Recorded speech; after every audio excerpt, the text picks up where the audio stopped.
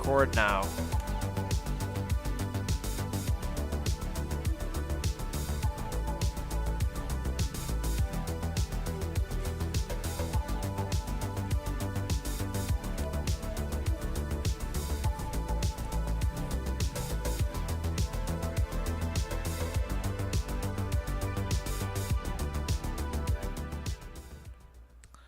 Okay, welcome back. We're back. Two fans, one Paul. It's still Bowl Week 2 here, and we're trying a little stream right now. So if you pop in chat, hello. If you're not in chat, we'll still see you on the YouTube per usual.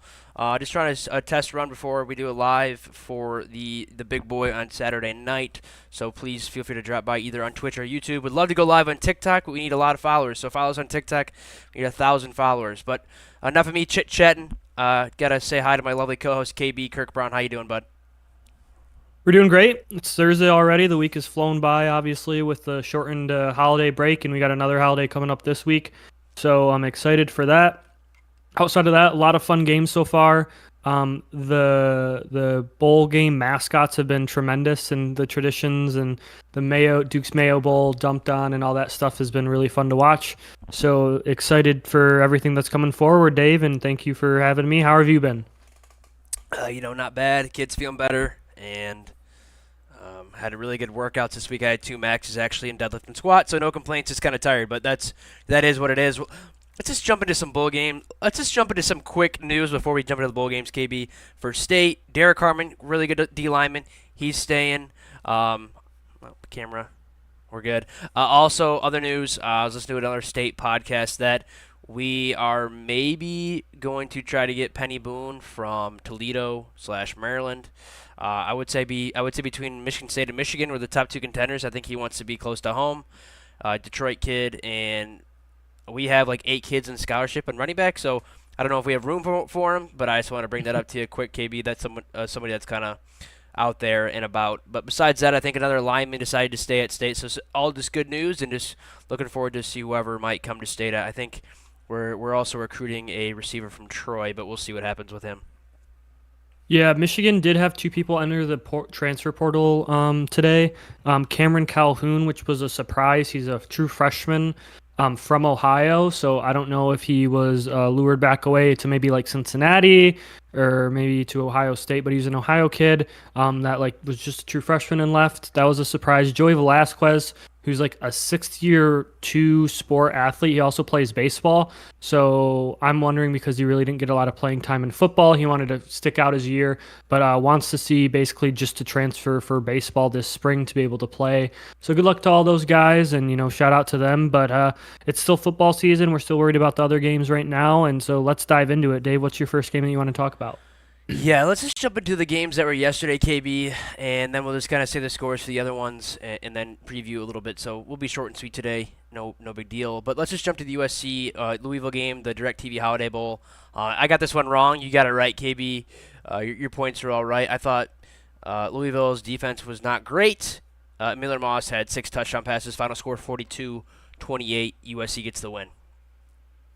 Yeah, there's still all of the defensive inefficiencies that we kind of saw throughout the year.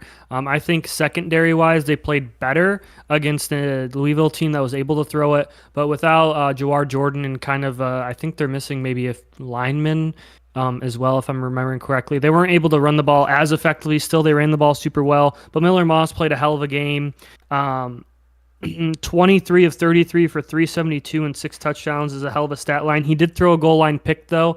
But outside of that, he was basically perfect on the day. And if he would have thrown that would have been 7 TD passes, would have been incredible. But Isaac Garundo still had 161 yards, and he let up 220, allowing 5 yards a carry. So still a lot of issues with USC's defense, but they were able to get enough stops, and they were able to pour on a bunch of points against this Louisville team. ACC has had a rough week so far of it. Their best win is probably Virginia Tech beating Tulane, which happened earlier, which was a 41-20 score. But Dave, what did you think, if we were done in wrapping up that game, about the Oklahoma State-Texas A&M game? Yeah, I watched more of the Louisville game. Isaac Garundo, really good running back for Louisville from Wisconsin, so shout him out as well, 3 touchdowns. When I was kind of going back and forth a little bit, I watched more of the USC game here. Oklahoma State looked decent. Alan Bowman kind of did what he was supposed to do. They almost hit the ball 50 times, 34 for 49, 402. A&M, I think they might be in shambles, but obviously Elko's coming in. It's a weird time to be in a bowl game, so shout out Mike Gundy. Shout out Gunnar Gundy getting a touchdown for him. It's Mike Gundy's kid, so cool to see. Yeah, I thought this was disappointing to see from A&M. I thought they were going to be much better than Oklahoma State, but Oklahoma State was the better team, this day, and they dominated a lot of the first half, and A&M had a little bit of a late surge in the third quarter, but too little, too late. Yeah, A&M did lose a lot of people in the portal, but this was really impressive performance. Mostly just by Alan Bowman. I mean, they threw the hell out of the ball. That was something that we kind of saw. He had 402 passing yards, not great. TD to interception, he was 2-2, but they got it done. Big win out of them. Last game that happened yesterday was the West Virginia North Carolina game.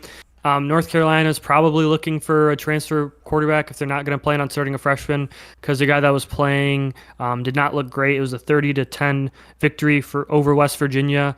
Neil Brown, what a heck of a turnaround he had. He was on the hot seat coming in, and he pulled out. The last half of the season, really played some clean football, really relied on the defense, and that's what we saw again. So really fun slate of games yesterday. But excited for everything kind of going forward here. Yeah, I'll jump in. I'll just say the scores quick for both of us, KB, and then I'll say our records as well, and we can preview some games here quick. So the last time we talked about the Texas State Rice game. So the game that night was UNLV Kansas. UNLV lost to Kansas 49-36 in the Guarantee Rate Bowl. The next game was yesterday, sloppy game in the rain.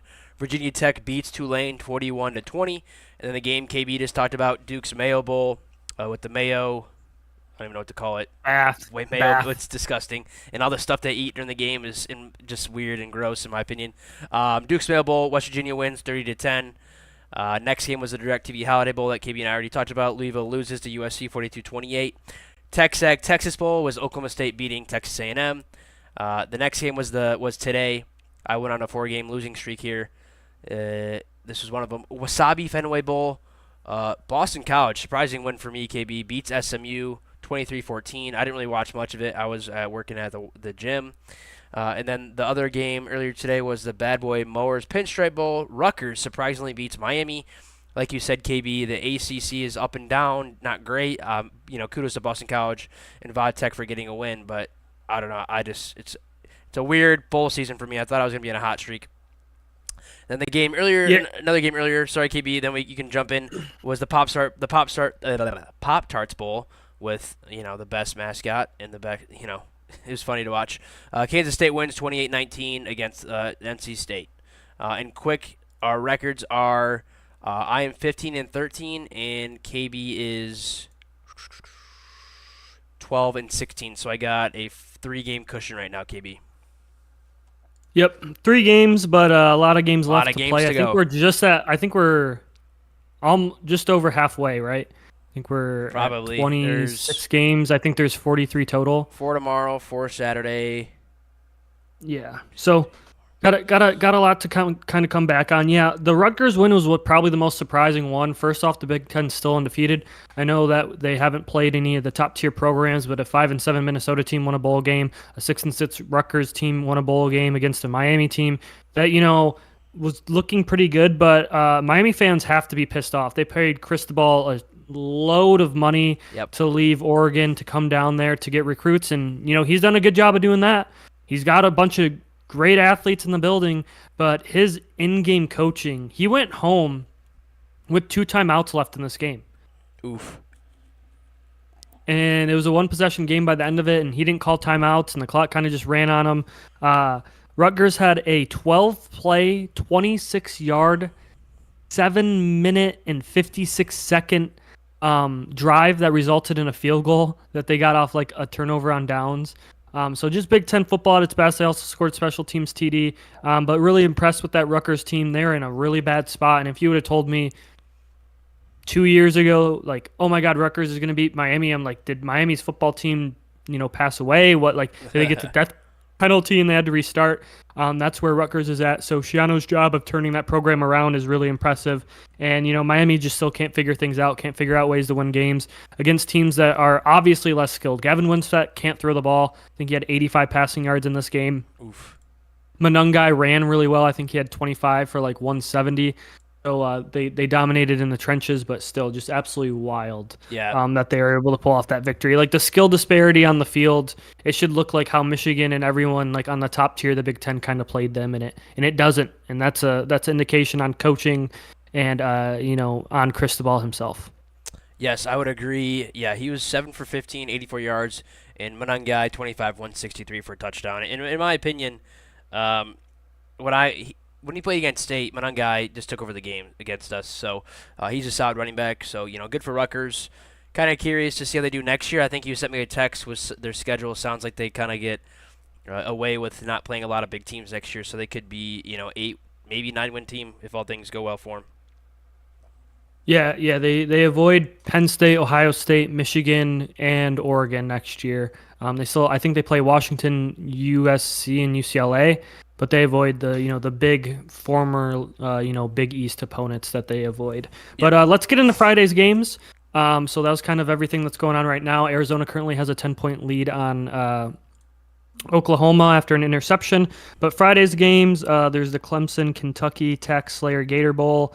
Not too much to say about that. I think we both in agreement that we favor Clemson here.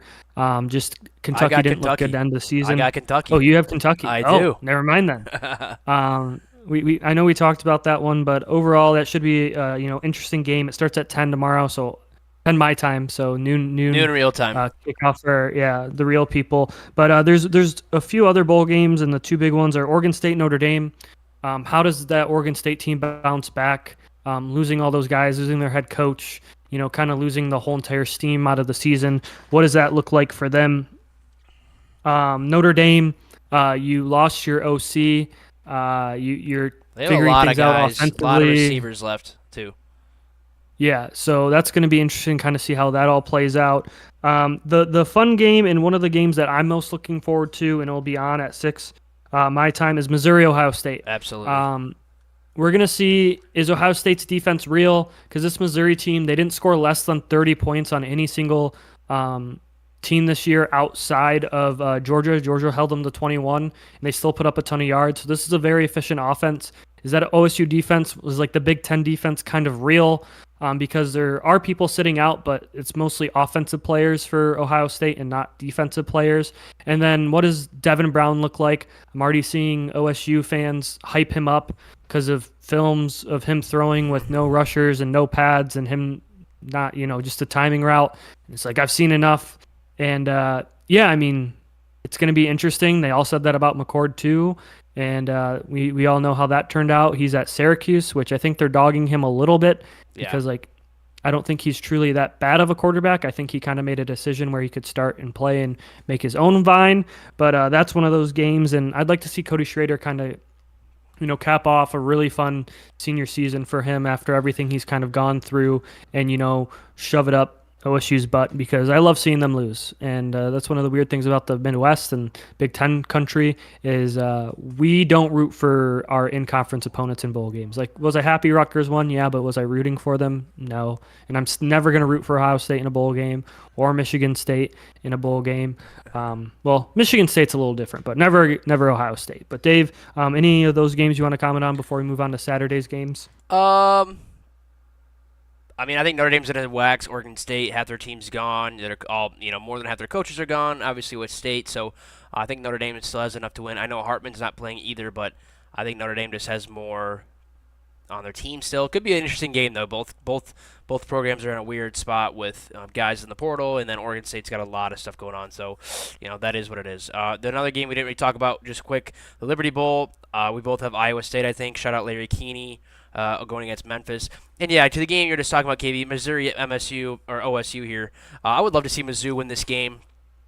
OSU fans are the worst, honestly. That as a Michigan fan, but as a State fan, they're just not nice, and they always win. And we had a conversation about this that being a true fan is sticking with your team through thick and thin, and you're bitching and moaning going 11-1. I would take 11-1.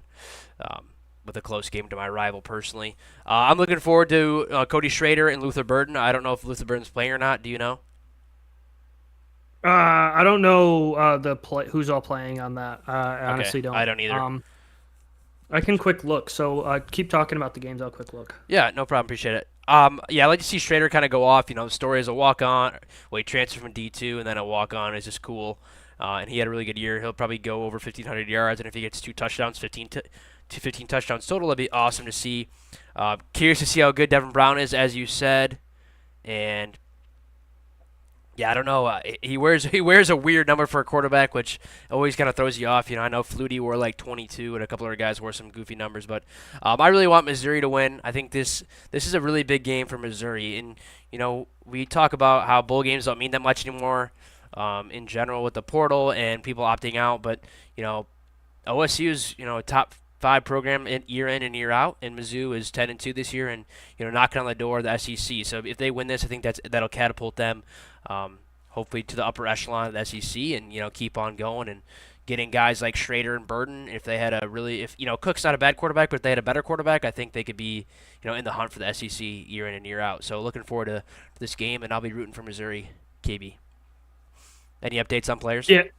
No, I didn't see anything. It sounds like defensively, Missouri won't miss anything, so this will be a good test because Missouri's defense did a good job this year, and if Devin Brown's going to lead them, especially without Marvin Harrison, the God King, we'll kind of know what this team's all about. I didn't see any sit-outs from anyone, which most likely means that there aren't any. Which is good news because they're going to need a whole hands on deck for a very competent and very intense and fast-paced Ohio State defense. Absolutely. It should be a fun game. I'm looking forward to that. And that's the Cotton Bowl. So to get your Cotton Bowl Classic is the OSU Mizzou game. But we'll jump to Saturday, KB. I think we got a good slate of games here. The only game that I really don't care about, there's two games, is the Trans-Perfect Music City Bowl, Auburn, Maryland. Who really cares? I'll just say who my pick was, Auburn. And then the Barstool Sports Bowl, I got Toledo. But I think those games are kind of meh compared to the other two games. Do you know your picks of those games, KB? And then we can jump into the other two? Off the top of my head, I think it's Maryland and Wyoming. I think overall it will be interesting because Maryland's in a weird spot, and so is Auburn. I mean, I think those two teams right now are fighting to get their head above water in their conferences, especially with expansion. And so, yeah, I have Maryland and Wyoming. Yep. And so I think that's going to be an interesting indication on what these teams look like going forward. Maryland has never necessarily been able to get over that hump. Auburn, had a few really big letdowns this season, but also played really well at times. Look at them fighting really tough against Georgia, really tough against Alabama. And this is an SEC Big Ten battle, and as we, encroach closer with basically there being two major conferences, this is kind of like what is the middle of the pack of your conference looks like? How do they compete? And I like this Maryland team. Auburn runs the hell out of the ball. They got a former Big Ten guy, Peyton Thorne, not slinging it around because he can't throw the ball much these days. I don't know if he ever got injured, but he doesn't even look close to the quarterback that was able to throw it to 3 NFL wideouts. That might have something to do with it. But Auburn's a fun team to watch in how they run the ball offensively, which includes Peyton Thorne. But yeah, it's two big games. One game is kind of lessened to the extent, and we'll talk on that one first, is the Capital One Orange Bowl, Georgia versus Florida State.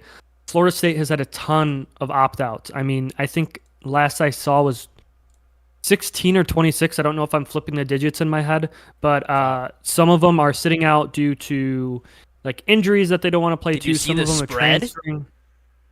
It's probably let me guess. Is it 19? 20. Holy Very shit. close. I mean, Keon Coleman's gone. He's opted out. Obviously, Arizona just got another pick. love that. Go Cats. Yeah, Keon Coleman, I think they're Rodemaker and another quarterback transferred, so I don't even know who their quarterback is. And what's his face for Georgia's coming back, Carson Beck. Not sure if there's any other opt-outs on Georgia, but yeah, Florida State's kind of in shambles after getting screwed over by the CFP. Yeah, I think Brock Bowers is coming back, by the way, or is opting out of this game. But overall, I think this is going to be an absolute mauling, and I think people are going to look at see, and Georgia's gonna I don't, fuck them it's not up. going to be fair. Yeah, I think Georgia's going to take out their frustration about getting absolutely pissed on by Alabama, and Florida State kind of just quit. Um, I don't know. But the fun game and a game I'm really looking forward to, especially with how long Penn State has for this game, is the Chick-fil-A Bowl, Penn State versus Ole Miss. Um, I think Penn State has some players sitting out. I think one on each side of this is sitting out, but not a ton. But just more time for Drew Allard to kind of grow in the offense. Hmm. I think they really limited what he could do. They refused to throw the ball downfield.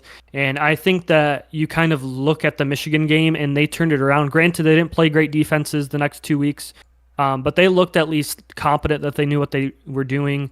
I want to see their defense get after an Ole Miss team that competed really well with the top tier of there was a 24-10 decently close game against Alabama, and then they lost another close one to Georgia, I believe.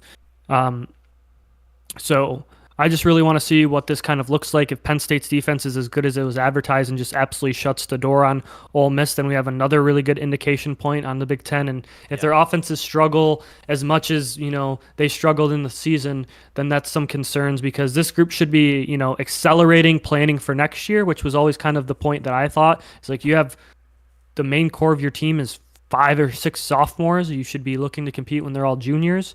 But Dave, what are you looking forward to in this game? Yes, this is the Peach Bowl. Ole Miss's loss was it? They beat LSU, right, in that game? Yeah, they did. So Hmm. yeah, I think what you said is right. Penn State's defense is amazing. I saw it in person. They shut down State, no problem. I just think Ole Miss has enough on offense with Lane Kiffin and some wrinkles. He's really creative. I think Dart's a decent quarterback. I think the running game's good. I think this could be a really good matchup. This is strength. This is strength. Um, the favorite is Penn State. Ole Miss is picked 51%. I just think that offense might be able to do a little bit more, and I don't know if Penn State's offense can really do enough. Uh, Also, Ole Miss's defense is suspect. So I don't know. I'm gonna go with my gut and go with Ole Miss and go with offense here. When I really I like the Big Ten. I like defense, but I don't know. Just something about Ole Miss this year is fun. I think they're gonna reload for next year, and they're gonna be just as good, if not better.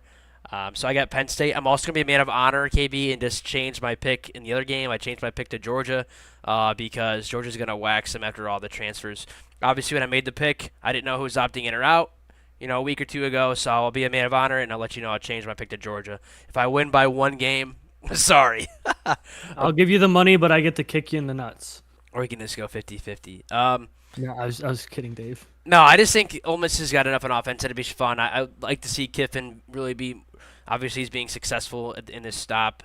Maybe he gets another big win in a bowl game, and next year who knows, they're getting a lot of transfers in there. So I think that'll be a fun Yeah. one, and I think the Orange will be fun as well. All things considered, pretty much should be a playoff game. If it was a playoff game like it would be next year, there wouldn't be all these opt-outs. It would be Keon Coleman's there. Another backup would be playing for Florida State. He would be the starter, Rodemaker.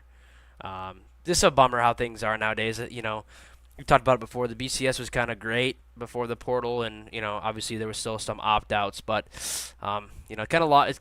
Bowl season's lost its luster a little bit, which sucks. But I still respect to the kids now. You got to protect yourself. You got to protect your body. So I totally get opting out, and if you're gonna transfer and go elsewhere, it should have been a thing a long time ago. So it sucks, but I respect the players getting their due diligence here. But the NCAA doesn't know how to govern anything, so they suck. They don't even know how to govern themselves. Yeah, I just want to make it clear. I did pick Penn State in the Penn State versus Ole Miss game. Yep. Um, I think just quick jumping back to that game, it's going to be a good indication on Penn State plays a lot of man, but how do they replace Manny Diaz? What do they look like? Yeah. He took over Duke, taking over Duke. And then, like you said, Dave, some of the sheen and shine that we kind of see in bowl season has been lost, but there's still a lot of great games. I hope we're not taking away from that fact. But there needs to be a change in the portal rules. Maybe teams that have high-level D1 competitive football, the spring window opens up 2 weeks later or whatever, because you're going to have teams in the 12-team playoff that are playing, last weekend, Christmas weekend, and you're gonna have kids opting out of 12-team playoff games because well we're the 12 seed. I need to go get mine because if we win, then the portal closes before I get done with my game. So there's Yeah. kind of a lot of stuff to figure out. But I'm sure Densei won't figure it out. Let me be clear, they won't figure it out, and this will course blow not. up, and it'll go to a lawsuit because they can't make a change without it going there. But outside of that, I'm happy for kind of everything we've seen. A lot of good football on this weekend. I'm kind of going to be just hunkered down Saturday. I was thinking about going golfing, but I'm going to invest that time to just watching a ton of football games. And enjoy my New Year's. And we are also having a live podcast Like we are on right Saturday. now, but yeah, we're doing it again Yep. Saturday with Um, confirmed confirmed. promo guy should be there. We're still trying to figure out a time. I'm a dad. I'm the dad of the group here, so it's always hard for me sometimes. Is it nap time? Is it bedtime? So we'll figure it out. But I'm looking forward to that live stream, getting some promo guy in here with some bets and some thoughts, and then obviously we'll make our picks, and and I will go with our guts. Obviously, I'm slightly positive, so if you're following my picks, I'm not betting on them, but we're slightly positive. But looking forward to that. I think it'll be fun if we can get some people in the chat, have some questions and interacting would be really fun. So I'm looking forward to doing that, KB, and having promo guy in here. Shout out to him. He's a true legend with us, old friends. We go way back, so it's always nice having somebody like that to throw in the podcast and have some more fun with it, especially with some big games coming up in a couple days. Yeah. Outside of that, thank you guys so much for listening and tuning into the podcast. And we'll take you back. This podcast was a little shorter. Yep. We had some technical difficulties That's earlier. on me. But we're prepared and strapped in for Saturday, and we're gonna give you a good one. We're gonna give you a lot of detail. Yep. I've been scouring all the videos online and all the talks and stuff like that. So that being said, go blue and have a happy holiday if we don't hear from you. Yeah, I'm gonna say go green, KB. Shout out both of us for just keeping on grinding here. And I had another thought and I just lost it, so that's a bummer. But Dang it! Dang it! damn. Oh, I'm going to the GLI tomorrow. State will be playing Tech in the finals, and then the first game of the day will be Alaska Fairbanks versus Ferris. So looking forward to some games at Van Andel for the Great Lakes Invitational, some hockey, and then some football later on. So thanks again. I gotta say it one more time. Go green. We'll be back Saturday for a live stream, and then the pod will go live on Sunday morning. Thanks so much, everybody. Talk to you later.